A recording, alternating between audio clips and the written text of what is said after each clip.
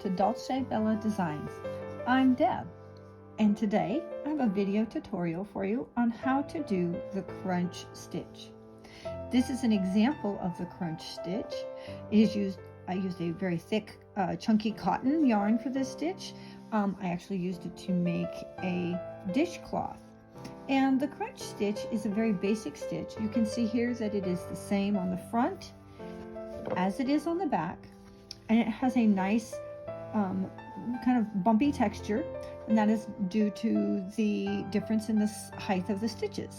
So if you're ready to learn the crunch stitch, let's go ahead and put our sample off to the side. We're going to pick up our hook and our yarn, and we're going to get started. To start with, we're going to need to make a slip knot in our yarn. I just wrap it around my finger and pull it through. There's lots of ways to do the slip knot. And with the crunch stitch, we are going to start even number. So there's 1, 2, 16. So there's my 16. We'll start with 16 today. And the crunch stitch is going to use two of the basic stitches. It's going to use the slip stitch and the half double crochet. So what we're going to do is in the second chain from the hook, we are going to start with a half double crochet. We're going to half double crochet in that second stitch from the hook, just like that. And in the next stitch, you're going to make a slip stitch, which means we're going to insert our hook, pull up a loop, and we're going to continue to pull it straight through the next stitch. And in the next stitch, in the next chain, yarn over, insert your hook, pull up a loop, yarn over, pull up another loop, and pull it directly through. That is a half double crochet. Again, we're going to repeat that. We're going to go into the next stitch and we're going to do a slip stitch. Insert our hook, yarn over, and pull it through the fabric or through the loop, the chain, and then through the loop on your hook. Then now we're going to do a half double crochet in the next chain. Yarn over, insert your hook, pull up a loop, 3 loops on your hook, yarn over, and pull through all 3. And then back to the slip stitch. Insert your hook, pull a loop through, and then through the loop on your hook. We're going to continue that all the way across. And I am to my last stitch, and in my last stitch I'm going to insert my hook, and I'm doing a half double crochet, pulling up a loop, yarn over, and pull through all 3. All right, and that's the first row to the crunch stitch. To move on, we're going to chain 1, and we're going to turn our work. And this time, when it comes to row 2, what you need to remember is you just finished with a half double crochet. So you're going to do a slip stitch into every half double crochet in the previous row, and a half double crochet into the slip stitch. So we ended with a half double crochet. I'm going to insert my hook into that first stitch, pull a loop through, and then on through the loop on my hook. I made my slip stitch. Now I'm ready to go into the next stitch, and I'm going to, which is right here, it's that slip stitch is kind of small, yarn over, insert your hook into that slip stitch, pull up a loop, 3 loops on your hook, yarn over, and pull through all 3. The next stitch is a half double crochet, so we're going to do a slip stitch. Yarn over, or insert your hook, pull up a loop, and pull it through the loop on your hook.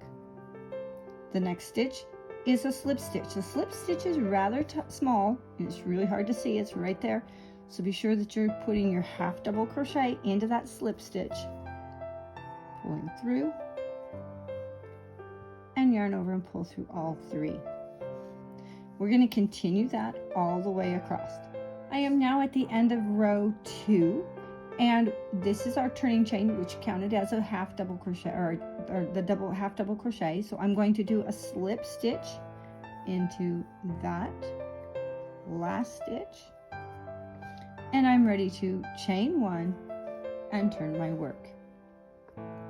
Okay, so since we ended with a slip stitch, we're on row 2. We're going to start with a half double crochet.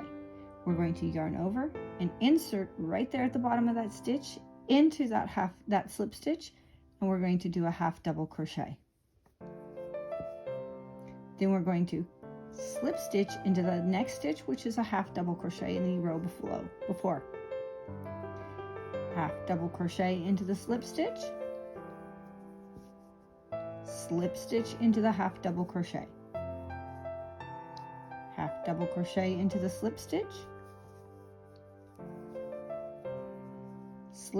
into the half double crochet.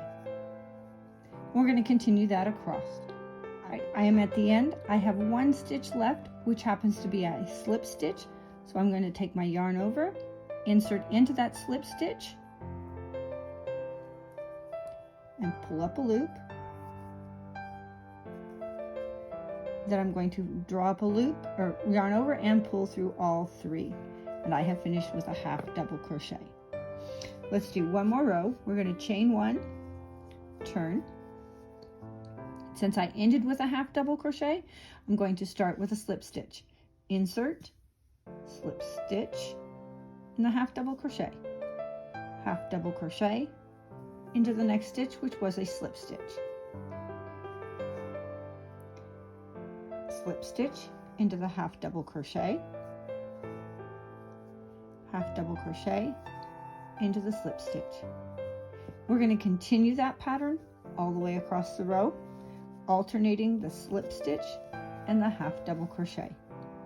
The biggest thing to remember with the crunch stitch is to half double crochet into the slip stitch and slip stitch into the half double crochet.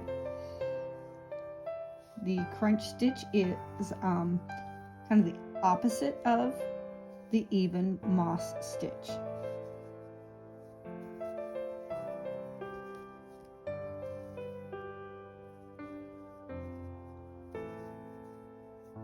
And I am now back at the end. I'm going to half double crochet into that slip stitch and slip stitch into that half double crochet. And I am at the end. As you can see, it makes a very bumpy texture. It's the same on both the front and the back. This is a great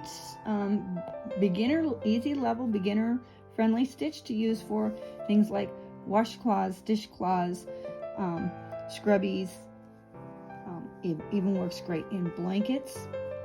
Lots of different projects. Thank you once again for joining me here at Dolce Bella Designs.